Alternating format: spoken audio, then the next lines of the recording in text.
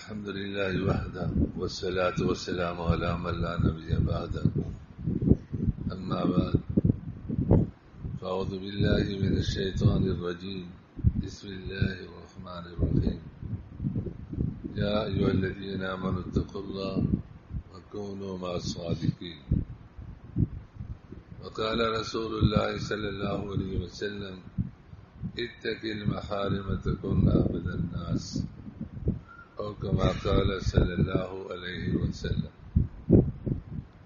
بیان سے قبل ہمیشہ کے لیے کچھ گزارشات کی جاتی ہیں. نمبر 1، جن احباب کے پاس موبائل فون ہے وہ بیان کے دوران بند رکھنے کا اہتمام کریں.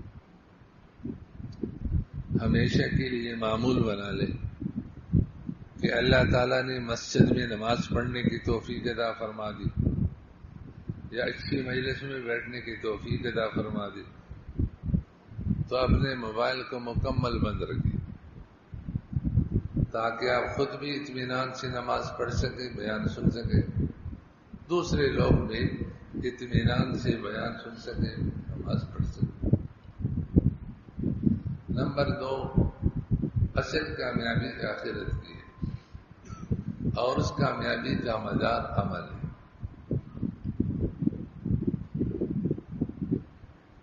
صرف باتیں کرنا اور باتیں سننا نہیں. کامیابی تو کام سے ہوگی نہ کہ حسن کلام سے ہوگی، ذکر کے التزام سے ہوگی، فکر کے اہتمام سے ہوگی. یا التزام بمعنی دوام ہے اور دوام کثرت. جو کثرت سے اللہ تعالیٰ کو یاد کرے گا کامیابی اس کے لیے. صرف گفتار سے حاصل نہیں ہوتی منزل. گفتار کا کیا معنی؟ باتوں سے کوئی منزل پر نہیں پہنچ پاتا. صرف گفتار سے حاصل نہیں ہوتی منزل. پھر کیا کرنا پڑے گا؟ جان کی بازی لگانے سے خدا ملتے. کچھ کرنے سے اللہ تعالیٰ ملتے. اس لیے میں بھی ارادہ کرتا ہوں، آپ حضرات بھی ارادہ کیجیے کہ اللہ تعالیٰ کے فضل و کرم سے جو باتیں کہی سنی جائیں گی عمل کرنے کی کوشش کریں اور دعا بھی کیجیے اللہ تعالیٰ عمل کی توفیق عطا فرمائے.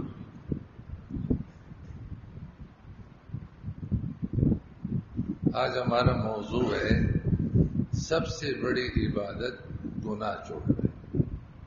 سب سے بڑی عبادت کیا؟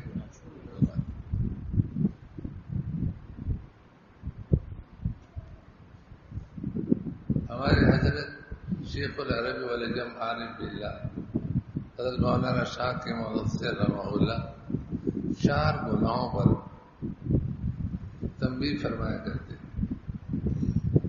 کہ ہمت کر کے یہ 4 گناہ چھوڑ دو تو اللہ تعالی ہر گناہ چھوڑنے کی ہمت اور توفیق عطا فرما. ان میں سے پہلے نمبر پر بد نظری، یہ جو بھی بتا رہے تھے اشعار، بد نگاہی، بد نظری، یہ خطرناک گناہ ہے، اس کو چھوڑو. رسول اکرم صلی اللہ علیہ وسلم نے فرمایا زنا العین النظر، یہ آنکھوں کا زنا ہے. اور ایک حدیث میں العینان تزنیان، کہ آنکھیں بھی زنا کرتی. تفسیر عثمانی میں لکھا ہے کہ بد نظری زنا کی پہلی سیڑھی ہے. اس پر جو قدم رکھ لیتا ہے تو پھر جو بڑا کبیرہ گناہ ہے اس سے بھی مبتلا ہو جاتا ہے.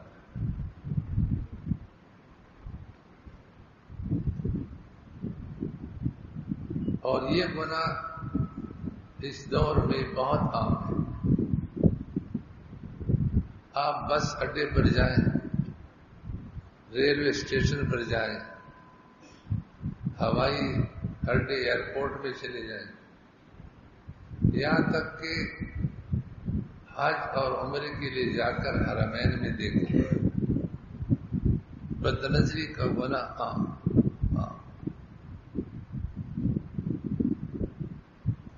اور جو گناہ عام ہو جائے اس کے مواقع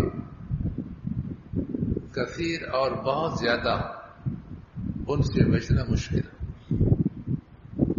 لیکن جو ہمت کر کے اس گناہ سے اپنے آپ کو بچا لے گا تو اللہ تعالی دوسرے گناہ جن کے مواقع کم ہیں ان سے بچانا اس کے لیے آسان کر دے۔ ایک سرکاری آدمی تھا، سیکورٹی سے اس کا تعلق تھا۔ اس نے کہا ایک کتاب میرے ہاتھ میں آئی، اس کتاب میں یہ دعویٰ کیا تھا کہ بدنظری کے گناہ چھوڑو، جن چیزوں کا دیکھنا ناجائز ہے، حرام ہے، ان کو چھوڑو، تمہیں ہر گناہ چھوڑنے کی ہمت ہو جائے اور نیکی کرنے کی ہمت ہو جائے۔ انہوں نے کہا میں اس ملا کا امتحان لیتا ہوں کہ ملا اپنے دعوے میں کہاں تک سچا ہے۔ چنانچہ انہوں نے کہا کہ میں نے گھر میں ٹی وی کو بند کیا، تصویروں کا دیکھنا چھوڑا، فلم، ڈرامے، سب کچھ میں نے چھوڑا، آنکھوں کی حفاظت شروع کی، نماز پابندی سے نہیں پڑھتا، نماز شروع کی، مسجد میں نہیں جاتا تو مسجد میں جانے لگا، اور مسجد میں جا کر وہاں دیکھا کہ کچھ لوگوں کی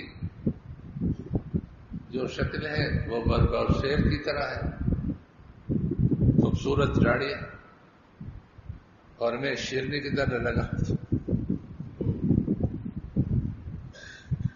تو مجھے بھی شوق ہوا کہ تم بھی ببر شیر کرو، تو داڑھی رکھنا بھی شروع کی۔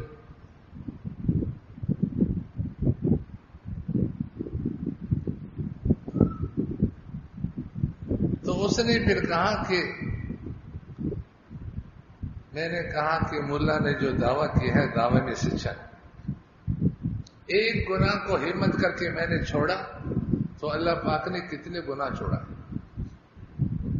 اور کتنے نیکیوں کی توفیق عطا کی۔ فرمائے وہ کون تھے؟ شیخ العرب والجم عالم باللہ حضرت مولانا شاہ حکیم دفتر سے رحمۃ اللہ ان کے درجات کو آمین۔ ان کی تعلیمات کی وجہ سے کتنے لوگوں کی زندگی بدلی۔ تو حدیث میں ہے کہ یہ بدنظری کیا ہے؟ یہ شیطان کی تیروں میں سے ایک تیر ہے، مسموم، زہر میں بجھا ہوا تیر۔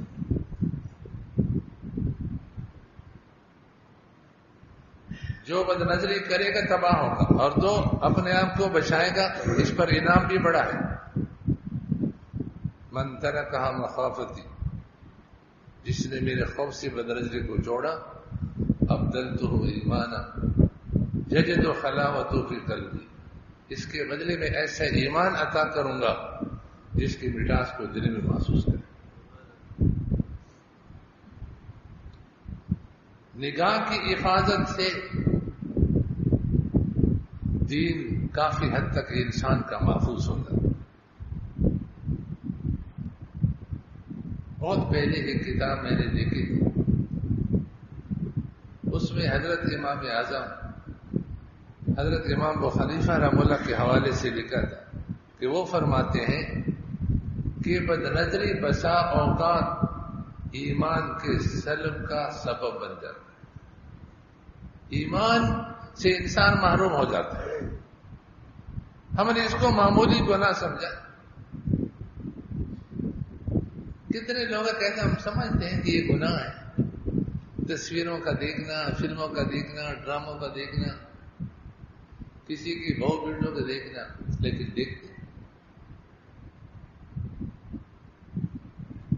کتنے لوگ تو یہ کہتے ہیں ہمیں کچھ نہیں ہوتا۔ حضرت علی رضی اللہ تعالی عنہ خلیفہ راشد ہیں،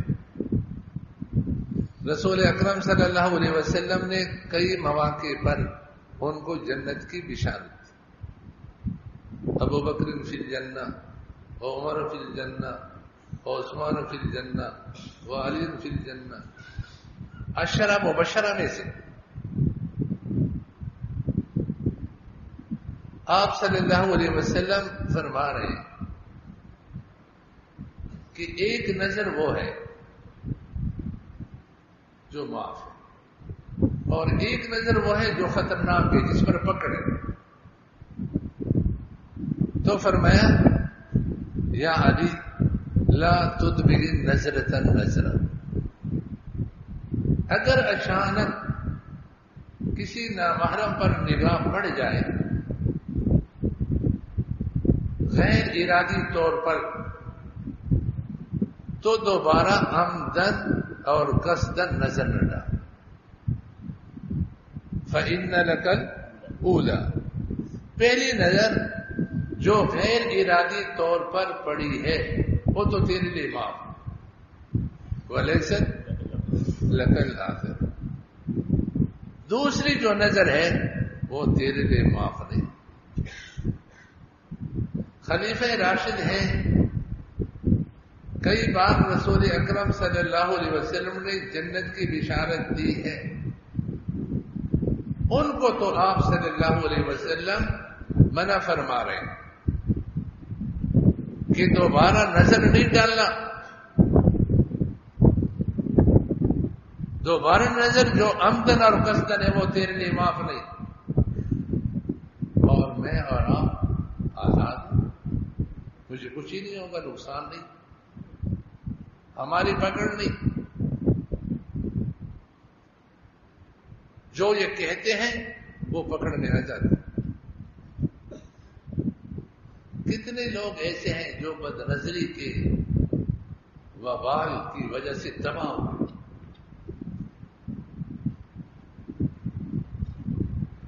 یہ جو اللہ والے ہیں، ان کی صحبت، ان کی مجلس، ان کی باتیں، یہ بہت بڑی نعمت.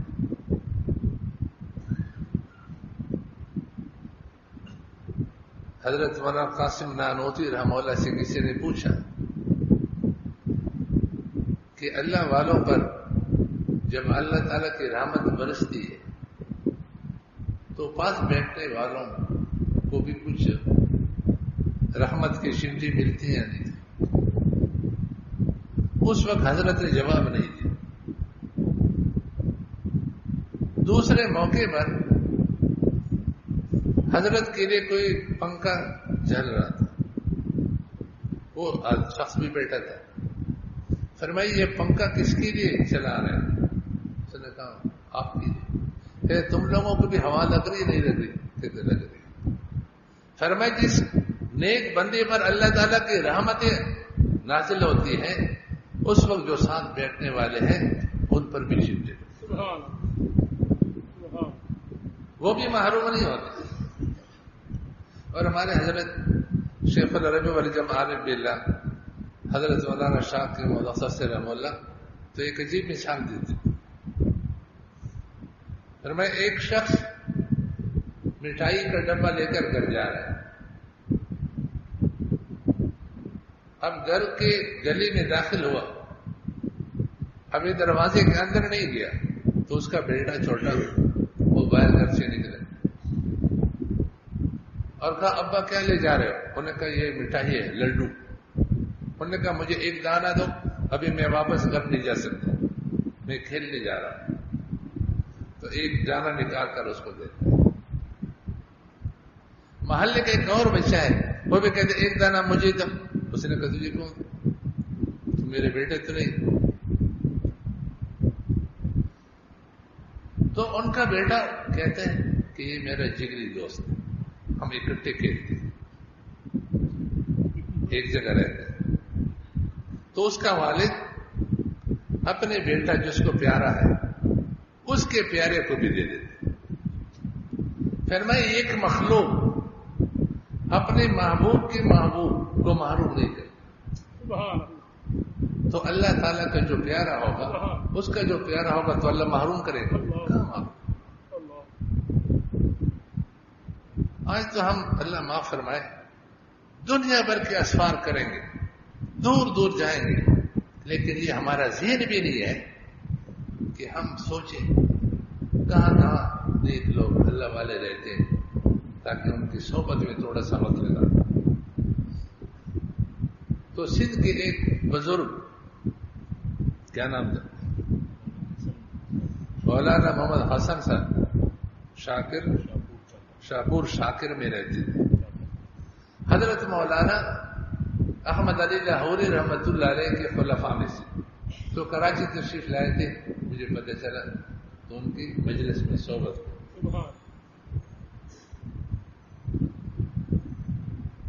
جس میں گئے اس وقت آرام فرما رہے تھے, ہم نے انتظار کیا, آرام ان کا مکمل ہوا, پھر بیٹھے تو بڑوں سے آدمی نصیحت حاصل کرتا ہے. حضرت نصیحت فرما دیجیے. فرمایا مولویوں چٹائی کو غنیمت سمجھو, جس چٹائی میں بیٹھ کر تم پڑھتے پڑھاتے اس کو غنیمت سمجھو, اس میں بڑی عافیت ہے. بہت مصیبتوں سے, بڑے بڑے وبالوں سے محفوظ ہو. پھر ایک قصہ سنایا کہ جو ان چٹائیوں کو چھوڑ کر کے بھاگا ہے اور ماحول کو بدلا ہے وہ تباہ ہوا ہے. فرمایا ایک دن میں اپنے خانقاہ میں بیٹھا ہوا تھا تو سامنے سے ایک صاحب تشریف لا رہے, خد و خال سے ایسا لگ رہا ہے کہ یہ فلاں محترم ہے جو ایک زمانے میں نے بھی ان سے دینی استفادہ کیا, کچھ دین کو دینی باتیں حاصل کی, لیکن چہرے پہ داڑھی نہیں. ان کی تو داڑھی تھی, سر کے بال انگریزی, اس کے سر کے بال اچھے, شلوار ٹخنوں سے نیچے, ان کا تو شلوار ٹخنوں سے اوپر تھا. سر پر شرافت کی ٹوپی نہیں کہ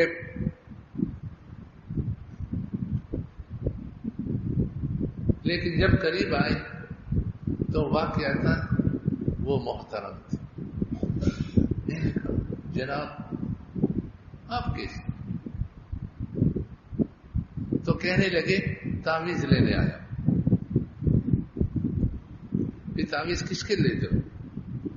اس نے کہا ایک اسکول میں ٹیچر لگ گیا. ٹیچر ہوتا ہے یہ ٹوچر. ایک اسکول میں ٹیچر لگ گیا اور وہاں پر مخلوط تعلیم ہے, لڑکی بھی ہے لڑکیاں بھی. اب دیکھو نگاہ, جنہوں نے کہا نا محفوظ زندگی, چین کی زندگی, نگاہ کی حفاظت کرو, بہترین زندگی. تیرا دل چین سکون اطمینان سے بھرا ہوا, فضول خیالات سے آپ کا دل آزاد. اس نے کہا کہ ایک چوکری پر دل آیا. اب بد نظری کی وجہ سے اللہ پاک نے شرافت کی صورت لے لی. بال شرافت کی لے کر کے انگریزی بال, شلوار ٹخنوں سے نیچے, اور ابھی تک اپنے مقصد میں کامیابی ہے. تعویذ لینے آئے. حضرت نے فرمایا جب آخری وقت تھا تو گھر والے بیٹھ کر کلمہ کی تلقین کر رہے, لا الہ الا اللہ لا الہ الا اللہ, اور یہ وقفے سے آنکھیں کھول کر کہتا تھا اے میری محبوبہ تو کہاں ہو, زبان پر کلمہ نہیں آ رہا ہے. قرآن نے بھی کہا ہے کل للمؤمنین یغضوا من ابصارہم، اور آگے وقل للمؤمنات یغضضن من ابصارہن. لوگ کہتے ہیں صوفیوں کا مسئلہ ہے، یہ قرآن کریم کا حکم ہے. ایمان والوں سے کہہ دیجئے اپنی نگاہ نیچے رکھو. ایمان والی عورتوں سے کہیں نگاہ نیچے رکھو. اللہ کا حکم، جو اللہ کے حکم کو توڑتا ہے تباہ ہو جاتا. چند دن پہلے میں نے طلبا سے کہا کہ ہمارے حضرت فرماتے تھے کہ دل کا قبلہ اور نماز کا قبلہ دونوں میں فرق ہے. نماز کا قبلہ بیت اللہ ہے، خانہ کعبہ، اور جب نماز پڑھ رہے ہو تو اسی وقت ہے. نماز مکمل ہو گئی پھر آپ ادھر جنوب کی طرف منہ کرے، شمال کی طرف منہ کرے، کر سکتے. نماز جب پڑھ رہے ہو تو اس وقت تمہارا قبلہ خانہ کعبہ ہے، اور اس قبلے میں انحراف کی گنجائش. 90 درجے پر قبلہ ہے، 45 درجے دائیں طرف، 45 درجے بائیں طرف. اگر آپ کا منہ پھر گیا تو بھی آپ کی نماز ہو گئی. 45 درجے سے زیادہ انحراف نہ ہو. لیکن فرمائے دل کا قبلہ اللہ ہے، اللہ تعالیٰ یہ دل کا قبلہ ہے، اور یہ 24 گھنٹے کے لیے. ہر مسلمان 24 گھنٹے اللہ تعالیٰ کو قبلہ بنا، اور یہ 90 درجے پر ہونا چاہیے. اس میں انحراف کی گنجائش نہیں ہے. ایک درجہ بھی انحراف اس کے گنجائش نہیں.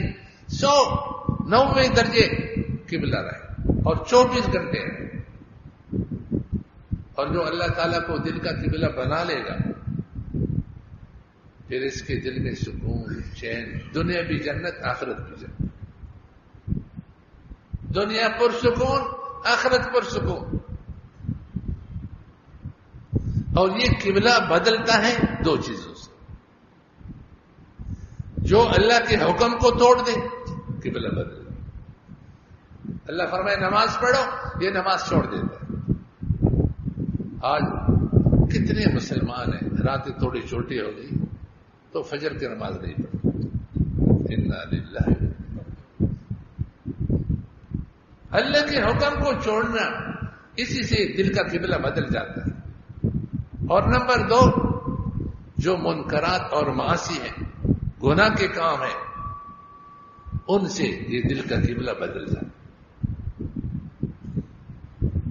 تو میں نے طلبا سے کہا کہ تمہارا دوست ہے، تمہارا رشتہ دار ہے، خاندان کا ہے، قبیلے کا ہے، وہ آپ سے کہے آؤ میرے موبائل میں ایک زبردست فلم ہے، آئیے ڈرامہ ہے، کچھ عجیب و غریب تصاویر ہیں، اس کو دیکھ جائیں. تو آپ کہیں بھائی میں نے تو فیصلہ کیا ہے کہ میرا دل کا قبلہ اللہ ہے اور اللہ رہے. ہم ڈھونڈتے مولا کو ہیں اور پا کے رہیں گے.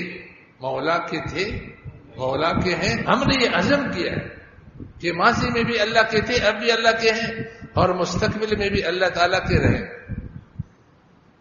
اب اس گناہ میں تمہارے ساتھ شریک ہوں گا تو میرے دل کا قبلہ بدل جائے گا، اور میں موت تک اللہ تعالیٰ کو قبلہ بنائے رکھنے کا فیصلہ کر چکا ہوں.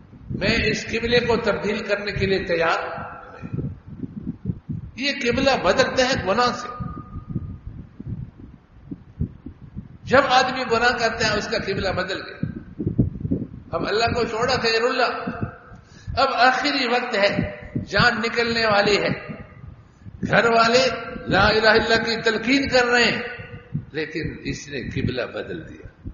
جب قبلہ بدلا تو وقفے وقفے سے آنکھیں کھول کر کہتے ہیں میری محبوبہ تو کہاں، اور اسی طرح جان نکلی. بتائیے کہاں چلے. آج ہم اس گناہ کو معمولی سمجھتے ہیں، کوئی مسئلہ نہیں. 2-3 فٹ موبائل ہے اور اس میں دنیا بھر کے خرافات ہے. کون نہیں جانتا کہ ان کا دیکھنا جائز نہیں؟ جانتا ہے، مانتا ہے کہ ناجائز ہے، حرام ہے، اس میں لگو. یہ تو اللہ تعالی کا ایک نام ہے خلیل. خلیل کا معنی کیا ہے؟ آپ کہیں گے بردبار. اس کا شارحین نے معنی لکھا ہے هو الذی لا يعجل بالعقوبہ. خلیل اس کو کہتے ہیں جو سزا دینے میں جلدی نہ کرے. اور اللہ تعالیٰ ایک دن نہیں، 1 گھنٹہ نہیں، سال سال بیت دیتے. سدھر جاؤ سدھر جاؤ سدھر جاؤ. جب نہیں سدھرتا پھر اللہ تعالیٰ کی گرفت میں آتا ہے. ان بطش ربک لشدید. تیرے رب کی پکڑ بہت سخت. پھر جو پکڑ میں آتے ہیں پھر چیخنا. اللہ کی ڈھیل کو یہ سمجھتے ہیں کہ میں گناہ ہی نہیں کر رہا، اور بھی دڑک اس میں لگا ہوا ہے کرنا. لیکن پکڑ میں آئے تو پھر چیخنا. مکہ مکرمہ میں ایک ساتھی نے سنایا، شاید ہمارے دوست حاجی فیروز محمد سے نے بتایا تھا کہ ایک کے آخری لمحات ہیں،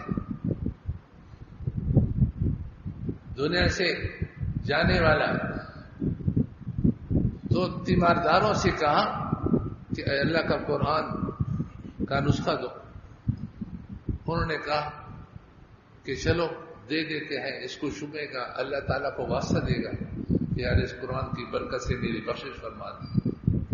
ہم نے جب ہاتھ میں قرآن کریم پکڑایا تو اس نے کہا کہ تم سب گواہ رہو، میں اس قرآن کا انکار کروں. آخری وقت میں کہا میں اس قرآن کو نہیں مانتا.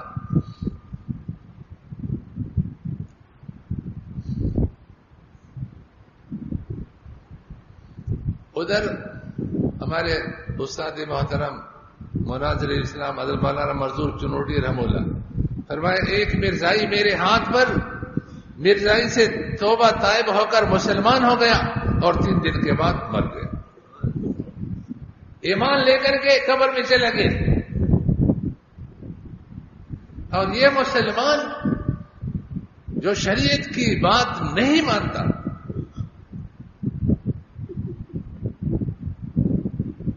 یہ کفر میں جا رہا ہے.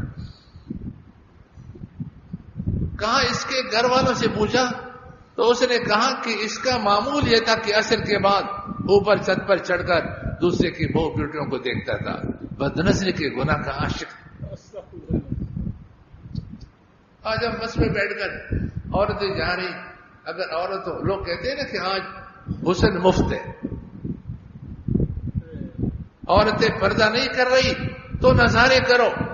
ہمارے حضرت فرماتے تھے کہ ان سے کہو تمہارا حسن تو مفت ہے، ہمارا ایمان مفت نہیں. اس پر نبی اکرم صلی اللہ علیہ وسلم کا خون بہا ہے، صحابہ کی جانیں کٹی. احد کے میدان میں ایک دن میں 70 صحابہ کی جانیں کٹی، اس دین کے لیے. 70 صحابہ کا خون بہا، رسول اللہ کا خون بہا. ہمارا یہ ایمان، ہمارا یہ اسلام مفت کا نہیں ہے کہ ہم کسی کے حوالے کریں. تو یہ بدنظری ہم نے اس کو معمولی سمجھا، اور جو اسی میں لگ جاتا ہے اللہ معاف فرمائے. کتنے گھروں کو اس نے تباہ کیا. بیوی انتظار میں ہے کہ میرا شوہر گھر آئے گا، کچھ باتیں کریں گے. یہ گھر پہنچا، 2-3 فٹ کا موبائل نکال اس میں لگے.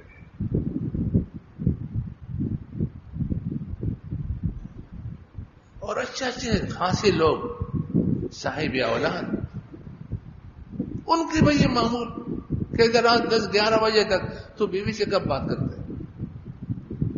اس سے پوچھو نا دن کیسے گزارا. کوئی دین کی بات کرو, کوئی دینی کتاب یہاں سے لو, اس کی تعلیم کرو.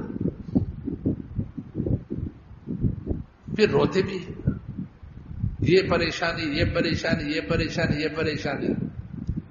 ومن اعرض عن ذکری فإن له معیشة ضنکا. اللہ تعالیٰ کا اعلان ہے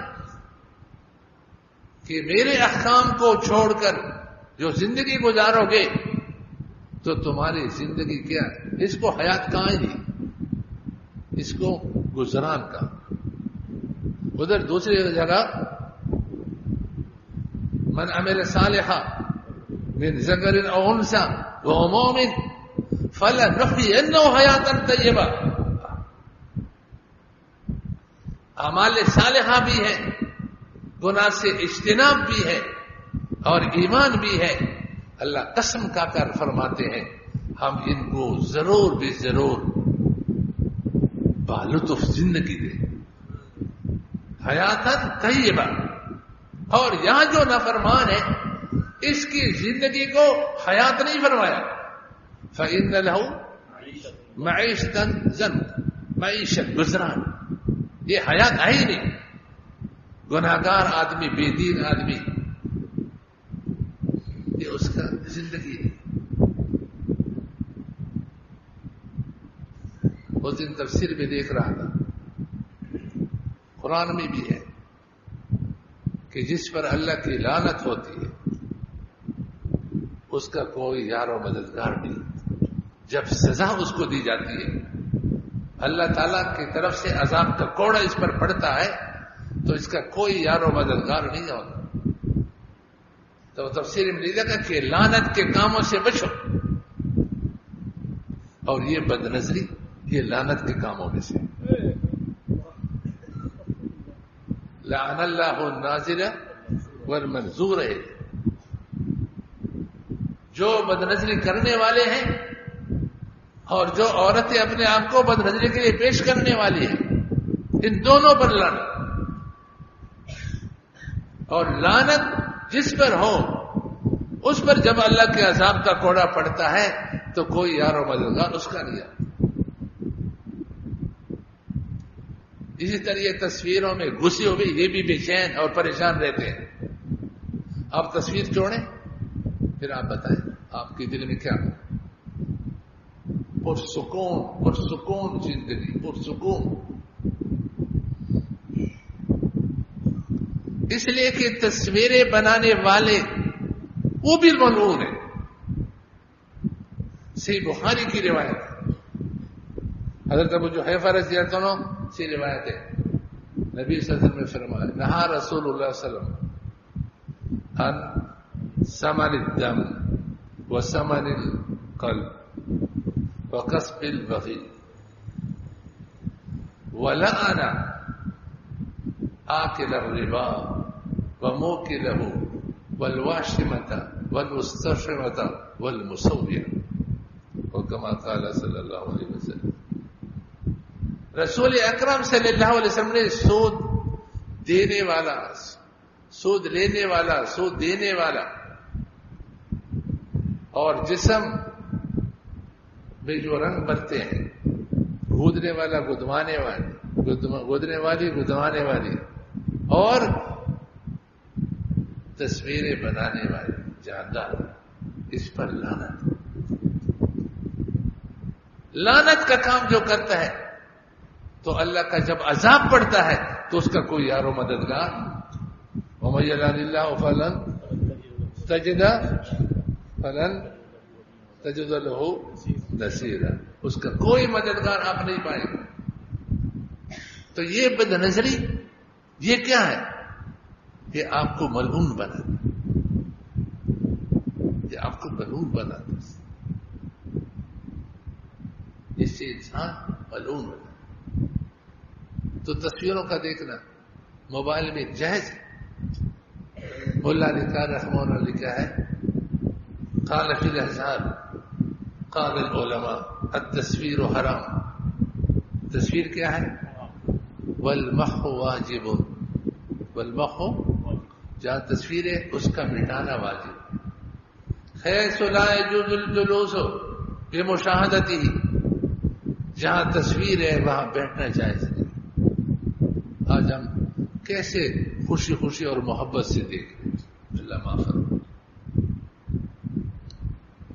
ایک دفعہ ڈاکٹر عثمان خان سے کسی نے پوچھا کہ تصویر بنانا تو حرام ہے، دیکھنے کا کیا حکم ہے؟ تو میں نے کہا بخاری شریف کی حدیث ہے، امی عائشہ رضی اللہ عنہا فرماتی ہے کہ گھر میں آپ صلی اللہ علیہ وسلم کا معمول کیا تھا؟ ان النبی صلی اللہ علیہ وسلم لم یکن یترک فی بیتی شیئا فی تصالیب وفی روایت فی تصاویر الا نقضہ. گھر میں جس چیز پر تصویر ہوتی تھی اس کو توڑ دیتے تھے، کپڑا ہوتا تھا پاڑ دیتے تھے. اگر تصویر دیکھنے میں کوئی گناہ نہیں ہے تو پھر اس کو توڑنا، کپڑے کو پاڑنا، اس کی کیا ضرورت؟ تو یہ بد نظری یہ بہت بڑا وبال ہے اور ایسا گناہ ہے کہ انسان کے ایمان کے سلب کا خطرہ ہے. پہلے بھی واقعہ سنایا تھا کہ بغداد کے اندر اذان کے اوپر جگہ تھی، یہ لاؤڈ اسپیکر اس زمانے میں نہیں تھا، تو وہاں چڑھ کر کے ماسنا میں اس نے اذان دی اور سامنے ایک عیسائی لڑکی سفید رنگ کی کڑی تھی، اس کو بار بار دیکھ رہے ہیں. پہلی نظر اچانک معاف، لیکن اس نے مسلسل عمدن قصدن دیکھنا شروع کیا. اذان کے ختم ہونے کے بعد اس کو مسجد میں آنا چاہیے، لیکن بجائے مسجد کے اس لڑکی کے پاس گئے اور اسے کہا میں تجھ سے شادی کرنا چاہتا ہوں. اس نے کہا تو مسلمان ہیں، ہم عیسائی لوگ ہیں، تو ہمارا باپ کسی مسلمان سے ہماری شادی نہیں کروانا چاہتے. تو اس نے کہا میں عیسائی بنتا ہوں. نعوذ باللہ من ذالک. رضا بالکفر کیا ہے؟ کفر. اس نے کہا کہ عیسائی بننے کے لیے آپ کو شراب پینا ہوگا اور خنزیر کا گوشت کھانا ہوگا، پھر ہمیں یقین ہوگا کہ آپ عیسائی بن گئے. اس نے کہا شراب پینے کے لیے تیار، خنزیر کھانے کے لیے تیار. یہ بد نظری. اس نے کہا ٹھیک ہے اوپر کمرے میں بیٹھ جاؤ، والد ابھی گھر پر نہیں ہے، آ جائے تو بات کر لیں. سیڑھوں پہ چل رہا تھا، ایک سیڑھی پہ پاؤں پھسلا، نیچے گرا، گردن ٹوٹ کر مر گیا. مسلمان مارا کافر ہو.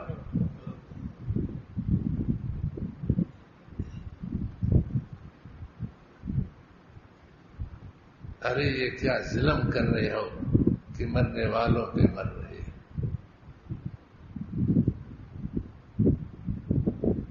اس لیے بد نظری ہمارے حضرت رحمت اللہ علیہ فرمایا کرتے تھے اس سے جان بچاؤ، اس سے جان بچاؤ. کیسے کیسے گھر تباہ ہو گئے. یہ یہاں سے ایک کتاب ملتی ہے خواتین کا اصلی زیور، اس کے آخر میں واقعات وہ پڑھیں، وہ جھوٹے واقعات نہیں، سچے واقعات. اس زمین پر یہ واقعات پیش آئے ہیں. جنہوں نے اس کو معمولی سمجھے تباہ ہو گئے.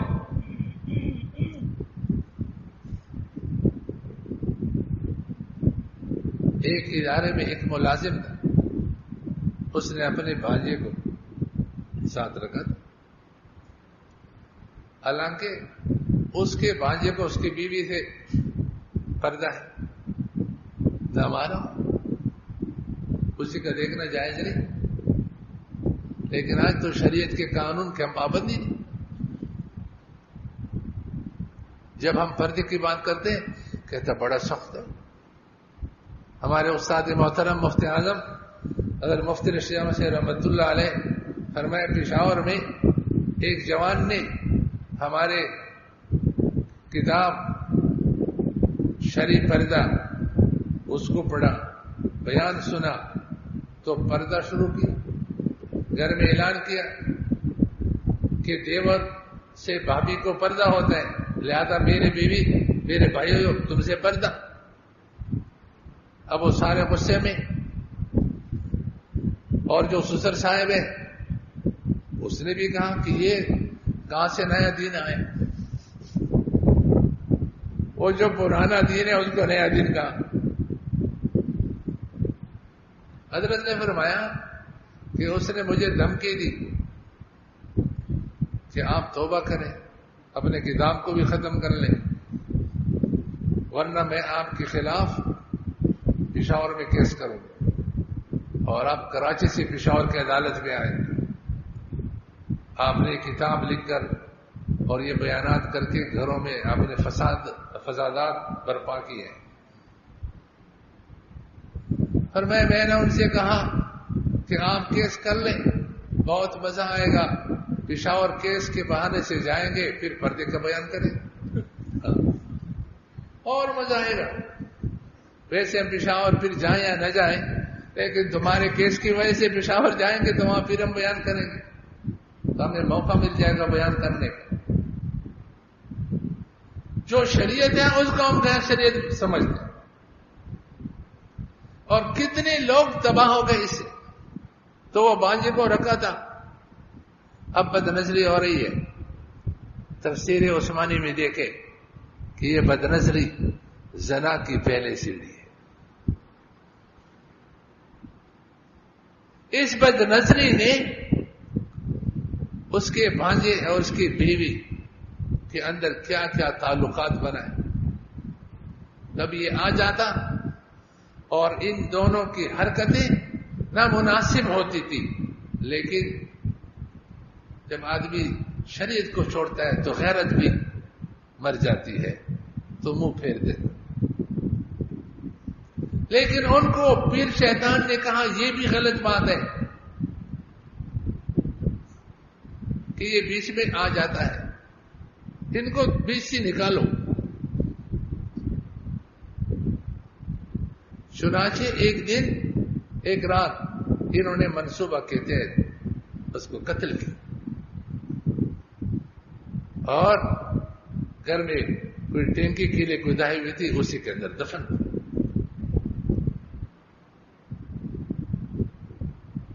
اور پھر اس کے جیب کے کاغذات نکال کر کے کہیں ساحل پر پھینک دی،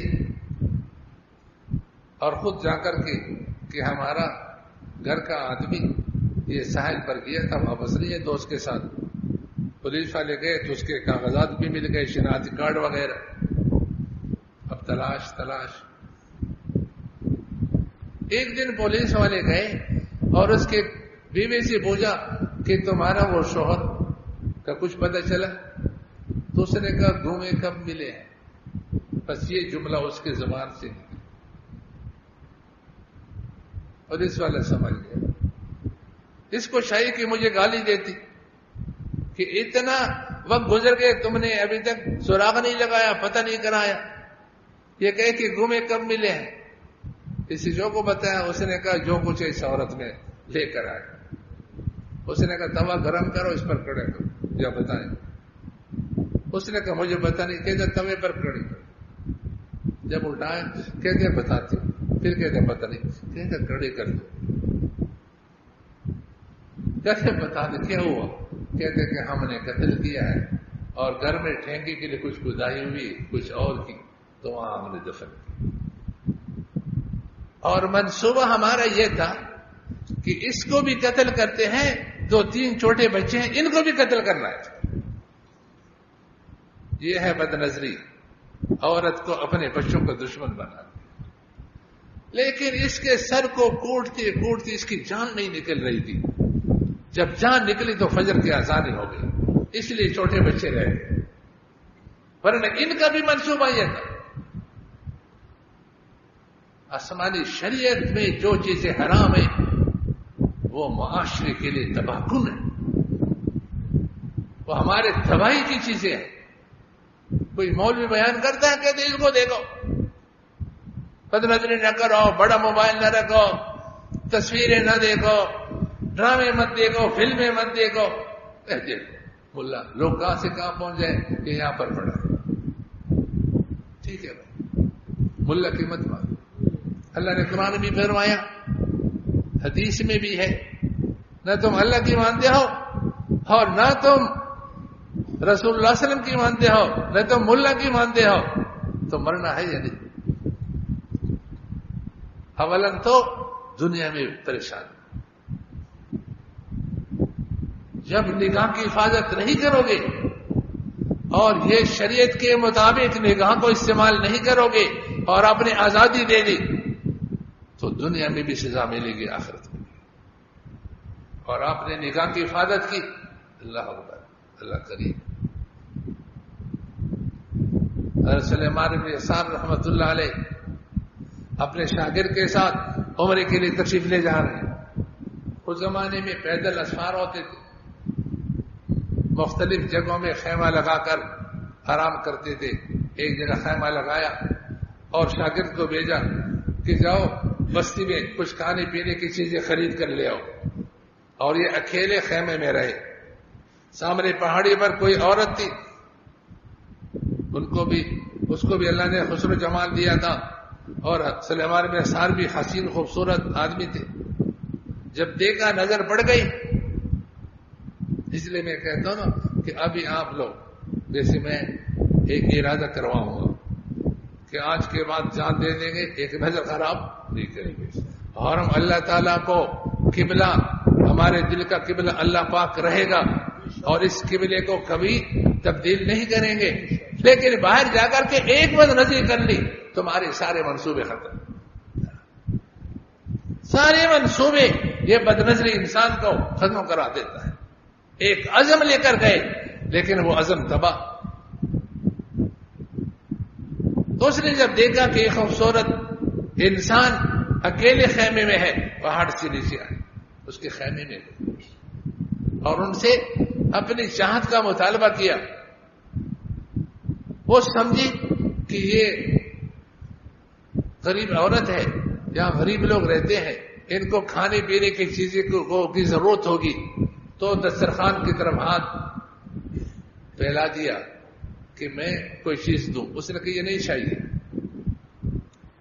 جیسے میاں بیوی کی چاہت ہوتی ہے, میری وہ طلب ہے.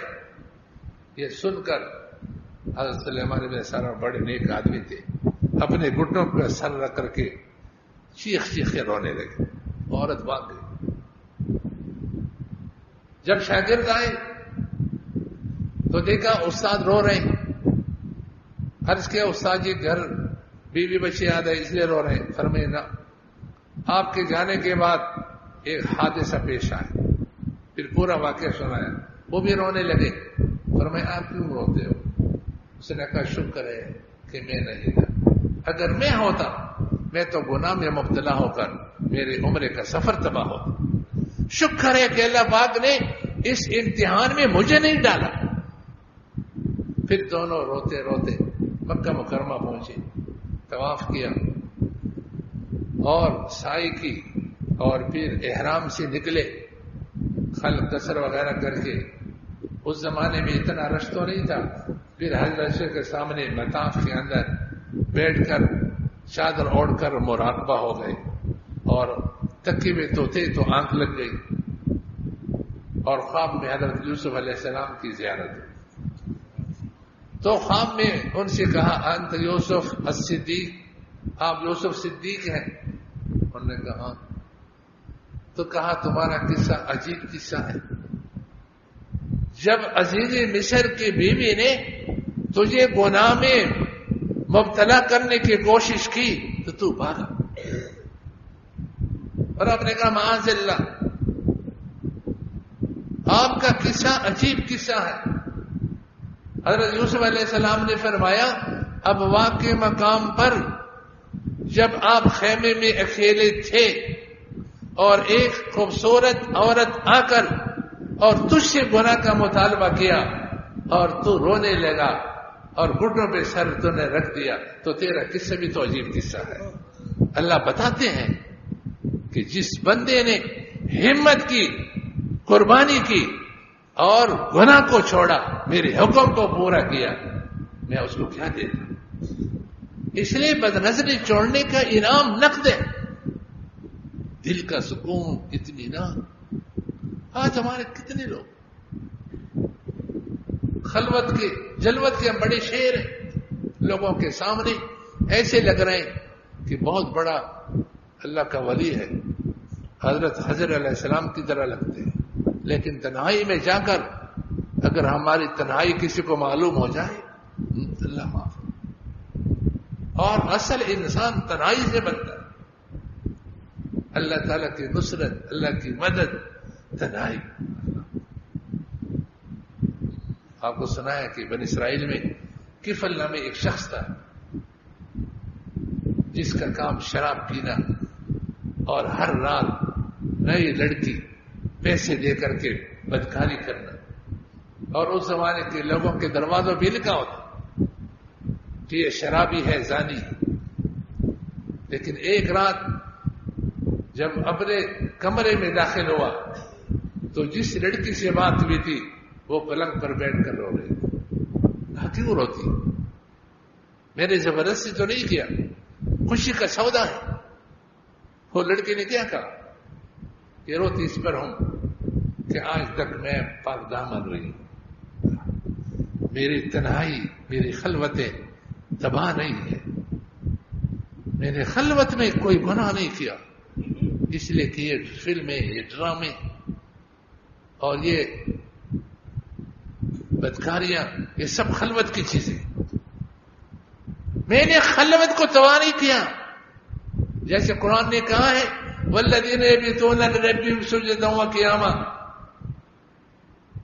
کہ رحمان کے بندے راتوں میں، رکوع میں، قیام میں، نماز میں اللہ کے رابطے میں رہتے ہیں۔ یہ مخلوق کے رابطے میں نہیں رہتے، خالق سے رابطے میں رہتے ہیں، ان کی خلوت جدا ہے، یہ رحمان کے بندے ہیں۔ تو میں نے پاک دامنی کا خیال رکھا ہے، لیکن ہائے افسوس، حاجت اور غربت جس نے آج مجھے مجبور کیا ہے، میری باقالی، میری پاک دامنی، میری عفت تباہ ہو۔ لیکن اس نے اپنے اختیار میں جو کام کیا تھا، اللہ تعالیٰ کی میت ساتھ دیکھیے کہ ان کے باتوں کا اتنا اثر اس مجرم انسان پر ہوا کہ اس نے کہا غالباً 60 دینار پر بات ہوئی تھی کہ پیسے بھی نہیں جاؤ، تم بھی جاؤ، اور کہا واللہ لا اعصی اللہ ابدا، اللہ کی قسم میں بھی کبھی گناہ نہیں کروں گا۔ ان کی وجہ سے اللہ تعالیٰ نے اس کو توبہ کی توفیق، پھر رونے لگا اور روتے روتے رات میں مر گئے، اور صبح دروازے پہ لکھا قد غفر اللہ للکفر، اللہ نے کفر کی مغفرت فرمائی۔ بھائی ہم نظر کی حفاظت کریں، اپنے تنہائیوں کو ہم نیک بنائیں، ان خرافات سے تنہائیوں کو بچائیں، پھر دیکھیں اللہ کی نصرت تمہارے ساتھ آئی نہیں، اللہ کی مدد تمہارے ساتھ آئی نہیں۔ اس لیے اس کو معمولی گناہ ہم نہ سمجھیں، یہ ایسا گناہ ہے کہ آپ کی ایمان کو تباہ کرے گا، آپ کے اخلاق کو تباہ کرے گا، آپ کی عزت کو تباہ و برباد کرے گا، اور بدنظری کے گناہ سے آپ بچیں، بس آپ کے بچے۔ تو ہمارے حضرت رحمہ اللہ ایک تو کہ بدنظری کو نہ چھوڑو، نمبر 2 فرمایا کہ مرد حضرات ایک مٹھی داڑھی، دائیں طرف سامنے سے اور بائیں طرف، اور داڑھی کا بچہ، یہ بھی داڑھی کا حصہ ہے، اس کو بھی کچھ مت۔ ایک چاول کے دانے کے برابر مٹھی سے داڑھی کو کم کرنا حرام۔ داڑھی رکھو، داڑھی منڈانا یہ گناہ بھی ہے اور جاری گناہ، اور صحیح بخاری کی حدیث ہے کل امتی معافا الا المجاہرین، میرے پورے امت اس لائق ہے کہ اللہ اس کو معاف کر لے، لیکن جو جہرن گناہ کرتے ہیں وہ اس لائق نہیں کہ اس کو اللہ معاف کرے۔ اور یہ داڑھی کس میں داخل ہے؟ جہری گناہوں میں داخل۔ بعض لوگ کہتے ہیں خود داڑھی رکھی اس لیے داڑھی منڈوں کو حقیر سمجھتے ہیں، ہمارے حضرت شیخ الربیع والعجم عارف باللہ حضرت مولانا شاکر مظفر سے رحمۃ اللہ علیہ لاہور تشریف لے گئے تھے. صبح معمولات سے فارغ ہو کر تو تھوڑی دیر ٹہلنے کے لیے ایک پارک میں گئے. وہاں لوہے کا گرل لگا ہوا تھا. تو ایک لاہوری وہ گرل کے پاس کھڑا ہے اور دیکھ رہا ہے. کہتے ہیں سچا پیر لگ رہا ہے، اس لیے کہ جیسے پیر کی داڑھی مریدوں کی داڑھی، جیسے پیر کا کرتا مریدوں کے کرتے، جیسے پیر صاحب ٹخنوں سے اوپر شلوار، مریدوں کے ٹخنوں سے اوپر شلوار. تو کسی نے کہا کہ آپ بھی ملاقات کریں. کہتے نو میں داڑھی منڈا ہوں اور یہ مولوی لوگ داڑھی منڈے کو حقیر سمجھتے ہیں. تو کسی نے حضرت کو بتایا کہ وہ یوں کہہ رہے ہیں. تو حضرت سے ملاقات کروائی تو حضرت نے فرمایا دیکھو بھائی، ہم آپ کو حقیر کیوں سمجھیں گے داڑھی منڈانے کی وجہ سے؟ ہم نے داڑھی تو رکھی لیکن ہمیں معلوم نہیں کہ اللہ کا قبول ہے یا نہیں. اصل تو قبولیت، تو آپ کو حقیر کیوں سمجھے؟ باقی جو ہم مسئلہ بیان کرتے ہیں کہ دائیں طرف ایک مٹھی داڑھی رکھنا ضروری، سامنے سے ایک مٹھی، بائیں طرف سے ایک مٹھی، یہ اللہ کا حکم ہے علماء کو کہ بیان کریں. اس لیے ہم مسئلہ بیان کرتے ہیں. اس لیے بیان نہیں کرتے ہیں کہ داڑھی منڈوں کو ہم حقیر سمجھتے ہیں. حقیر اس وقت سمجھتے ہیں کہ ہمیں اس بات کا علم ہو کہ ہماری داڑھی اللہ نے قبول بھی تو کر لی. اس طرح ان کو بات سمجھائیں. بڑے لوگوں کی سمجھانے کا انداز بھی عجیب. 3-4 مہینے کے بعد وہ لاہوری ہوائی جہاز میں کراچی آیا، خانقاہ پہنچا اور وہاں خدام سے کہا کہ حضرت سے ملنا ہے. کیا کام ہے؟ کوئی کام نہیں. پھر کیوں مل تو؟ کہتے داڑھی دکھانے آیا ہوں. ایک اس صدی کا اللہ والا داڑھی دے کر خوش ہوگا تو اللہ کے نبی صلی اللہ علیہ وسلم کتنے خوش ہوں گے اور اللہ کتنے خوش ہوں کہ میرے بندے نے میرے محبوب صلی اللہ علیہ وسلم کی صورت کو اختیار کیا ہے. حضرت خواجہ حضرت حسن منصور رحمۃ اللہ کسی نے پوچھا کہ قیامت میں اللہ تعالیٰ کے سامنے کس عمل کو پیش کرو گے؟ تو انہوں نے داڑھی ہاتھ میں رکھ کر، بڑی داڑھی تھی، کہ اللہ کے سامنے کہوں گا تیرے محبوب صلی اللہ علیہ وسلم، تیرے محبوب کی یا رب شباہت لے کے آیا ہوں، حقیقت اس کو تو کر دے، میں صورت لے کے آیا ہوں، صورت پیش کروں. اس لیے بھائی داڑھی رکھنا. صحیح بخاری کی روایت ہے، آپ نے فرمایا خالف المشرکین، خالف المشرکین. وہ صحابہ مشرکین کی مخالفت کرو. کیا مطلب؟ مشرک بت کے سامنے سجدہ کرتے تھے تو صحابہ بت کے سامنے کرتے تھے نا. یہاں مقصود کیا ہے؟ فرمایا مشرکین کی مخالفت کرو، وفشر اللحا واخف الشوارب، اور میں داڑھیوں کو بڑھاؤ، مونچھوں کو کٹاؤ. مشرکین داڑیاں کٹاتے ہیں، مونچھیں بڑھاتے ہیں، تم ان کی مخالفت کرو، داڑھیوں کو بڑھاؤ. ہمارے استاد فرماتے تھے کہ داڑھی بڑھانا یہ تو انسان کے اختیار میں نہیں ہے. ہمارے یہاں ایک ہے، اس کی داڑھی نکلتی نہیں. ہاں وہ کیا بڑھائے بیچارے. وہ اتنی کوشش کرتا ہے کہ کسی طریقے سے میری داڑھی نکل آئے. ڈاکٹروں کے پاس گیا، حکیموں کے پاس گیا، تو ہمارے استاد نے فرمایا کہ اگر آدمی چاہے کہ کل میری داڑھی 1 انچ ہو، دوسری 2 انچ ہو، تو اختیار میں ہے. اور اللہ تعالیٰ کی طرف سے، شریعت کی طرف سے جو حکم ہے وہ امور اختیاریہ کا ہوتا ہے. تو فرمایا حدیث کا مطلب ہے کہ داڑھی کٹاؤ مت. کٹانا یہ آپ کے اختیار میں ہے، بڑھانا آپ کے اختیار میں نہیں ہے. البتہ 1 مٹھی سے زائد چونکہ کاٹنا ثابت ہے اس لیے اس کو کاٹ سکتے ہو، لیکن 1 مٹھی سے پہلے کاٹنا یہ ممنوع ہے. اور مشرکین کا یہ تھا ایک قصہ البدایہ والنہایہ میں حافظ ابن کثیر رحمہ اللہ نے لکھا ہے کہ کسرا کو جو رسول اکرم صلی اللہ علیہ وسلم نے خط لکھا تھا، اسلم تسلم، پہلے لکھا اپنا نام لکھا تھا، میں محمد عبداللہ و رسول الى کسرا. عظیم الروم والسلام علی من اتبع الہدی. پھر آگے جو اسلام کی دعوت دی اسلم تسلم، تو اس نے دیکھا کہ میرے نام سے پہلے اپنا نام لکھا، یہ کون ہے؟ خط کو ٹکڑے ٹکڑے کیا. آپ صلی اللہ علیہ وسلم کو پتہ چلا، فرمایا اللہ پاک اس کی سلطنت کو ٹکڑے ٹکڑے کر دے. اور پھر دو پہلوان بھیجے کہ جس نے یہ خط لکھ کر گستاخی کی ہے ان کو میرے سامنے پیش کر دیا جائے. خوشی سے ہے تو ٹھیک ہے، ورنہ زبردستی لے کر آؤ. تو وہ دو پہلوان آئے تھے مدینہ منورہ، ان کی داڑھی کٹی اور مونچھیں بڑی بڑی. فکرہ النظر الیہما، آپ صلی اللہ علیہ وسلم نے جب دیکھا تو ان کو دیکھنے کا وارہ نہیں کیا. مشرک ہیں، مسلمان بھی نہیں، لیکن مشرک کی یہ شکل کہ داڑھی کٹے ہوئے اور مونچھیں بڑی ہوئے، آپ صلی اللہ علیہ وسلم نے ان کی شکل کا دیکھنا کا وارہ نہیں کیا. اب آپ صلی اللہ علیہ وسلم کو اللہ بتائے کہ آپ پر ایمان لانے والے آپ کی صورت کو برداشت نہیں کر رہے، خوش ہوں گے ناراض ہوں گے؟ سوچ. روزانہ پوڑا چلاتے ہیں، روزانہ شیو شو شیو. فکرہ النظر الیہما وقال ویلکما، فرمایا تم تباہ ہو جاؤ.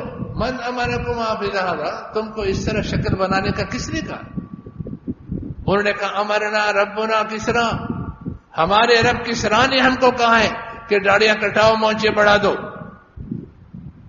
رسول اکرم نے کیا فرمایا؟ علماء یاد کر لو.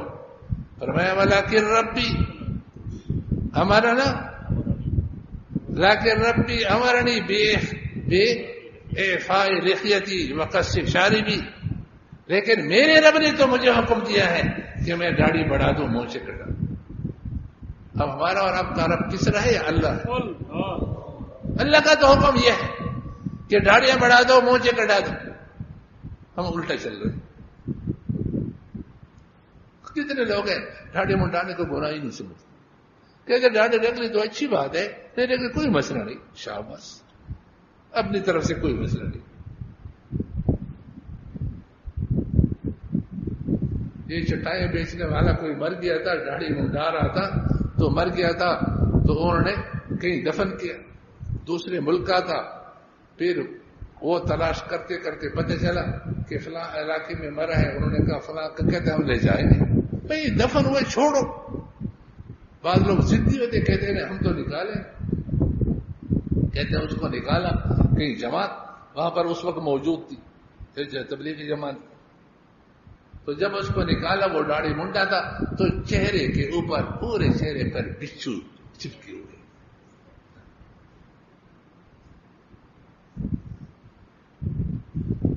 تو بعض لوگ کہتے ہیں کہ میرے دل میں داڑھی ہے. یہ فطرت کی دشمن ہے، ان کا اللہ سے اختلاف ہے. اللہ پاک نے چہرے پہ داڑھی رکھی ہے، یہ کہتے دل میں. وہ آپ کا دوست اگر کہہ دے وہ تو معذور ہے کہ دل میں ہے.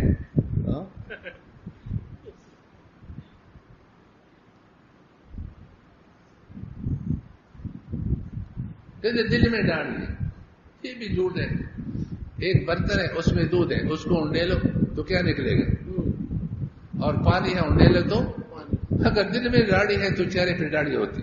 معلوم ہے ابھی تک دل میں داڑھی نہیں آئی. جس کے دل میں داڑھی آ جائے تو اس کے چہرے پہ داڑھی ہوگی. جو چہرے پہ داڑھی نظر نہیں آ رہی معلوم ہوتا ہے ابھی تک اس کے دل میں داڑھی نہیں.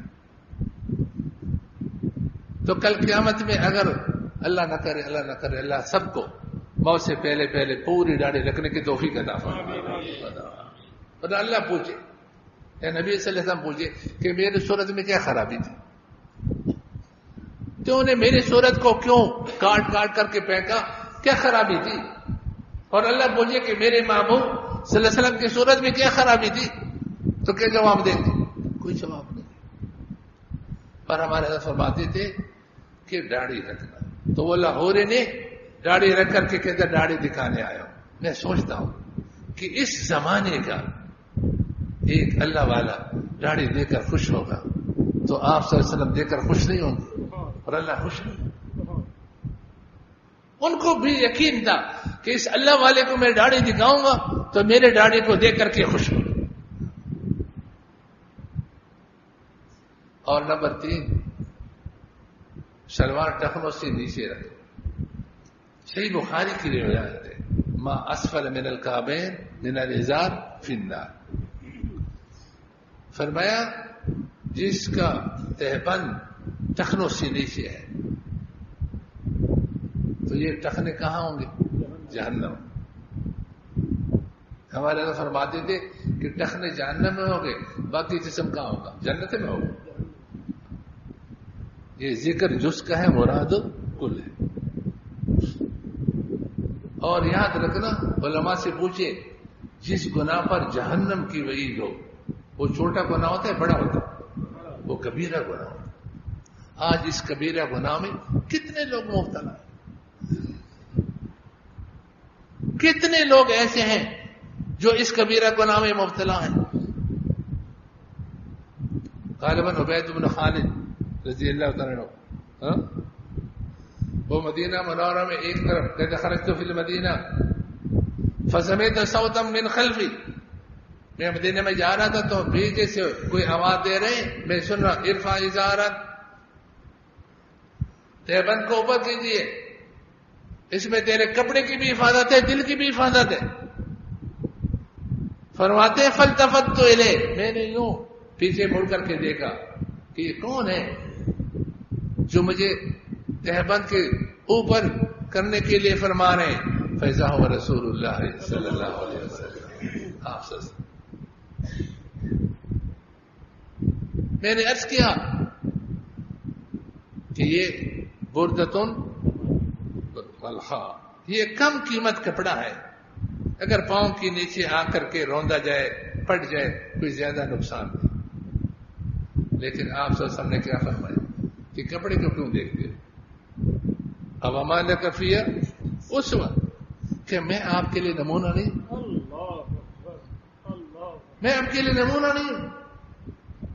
جب دیکھا تو آدھی بلی تک تہبند اوپر. ہم نے کس کو نمونہ بنایا ہے؟ آج شلوار ٹخنوں سے ایسا معمول بن گیا کہ جو دوسرے ہیں تو دوسرے ہیں، جو دین سے کسی درجے میں تعلق رکھنے والے ہیں، علم سے کسی درجے میں تعلق رکھنے، ان کے شلواروں کو دیکھو ٹخنوں سے نیچے. غالباً حضرت مفتی شفیع ہے، مفتی اعظم پاکستان کا رسالہ ہے گناہ بھی لذت.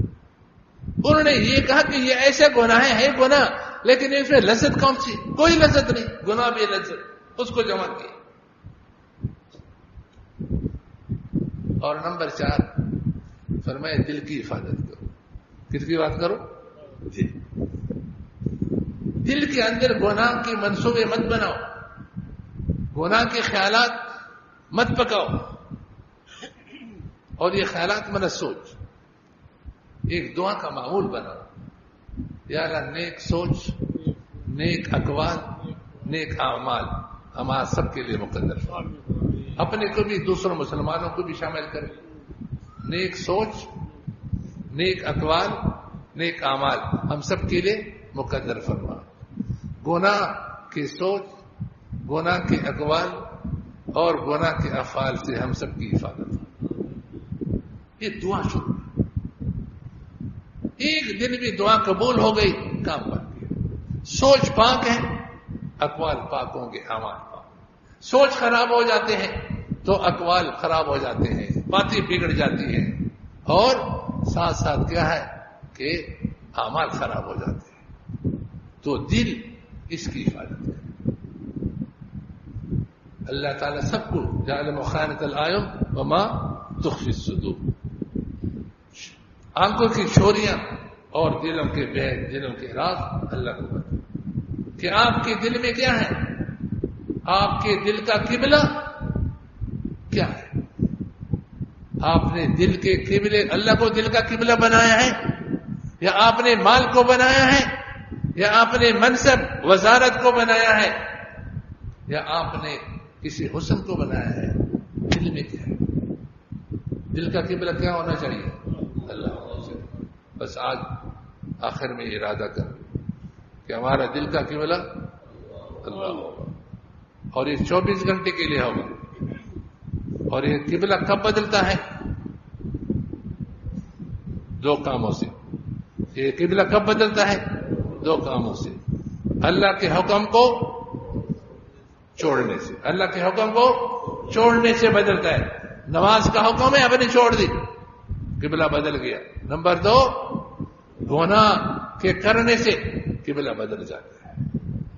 ہر گناہ انسان کو اللہ سے دور کرتا ہے. اللہ سے آپ کو دور کرے گا، قبلہ بدل جائے گا. اسی لیے ہر امر کو پورا کرنا ہے اور ہر منکر اور گناہ سے بچنا ہے. جب آپ گناہ سے بچیں گے اور اللہ تعالیٰ کے احکام کے توڑنے سے بچیں گے تو ہمارا قبلہ برقرار رہے گا. دنیا میں بھی جنت کی منزل ہو، آخرت میں بھی جنت کی منزل ہو. لیکن یہ ساری چیزیں دل کا قبلہ اللہ کو بنانا، پھر اس قبلے کی حفاظت کرنا، اس کے لیے ہمت چاہیے. کیا چاہیے؟ یہ ہمت کہاں سے ملے گی؟ یہ ملتی ہے خدا کے عاشقوں سے، دعاؤں سے اور ان کی صحبتوں سے. کسی اہل دل کی صحبت جو ملی کسی کو اختر، اسے آگے ہے جینا، اسے آگے ہے مرنا. مجھے کچھ خبر نہیں تھی، تیرے درد کیا ہے یار، تیرے عاشقوں سے سیکھا، تیرے سنگ در پہ مرنا. پردے الٹے ہوئے بھی ہیں، بیت اللہ شریف کے دروازے پردے الٹے ہوئے بھی ہیں، ان کی ادھر نظر بھی ہے. بڑھ کر مقدر آزما سر بھی ہے. اللہ کے سامنے جھک کر کے تو دیکھو اللہ کے خزانوں میں کیا کمی ہے. اللہ دنیا کی نعمتیں بھی دے گا اور آخرت کی نعمتیں بھی دے گا. وآخر دعوانا الحمدللہ رب العالمین. بندہ بیمار ہے، اللہ تعالیٰ شفا کامل عاجل مستمر عطا فرمائے.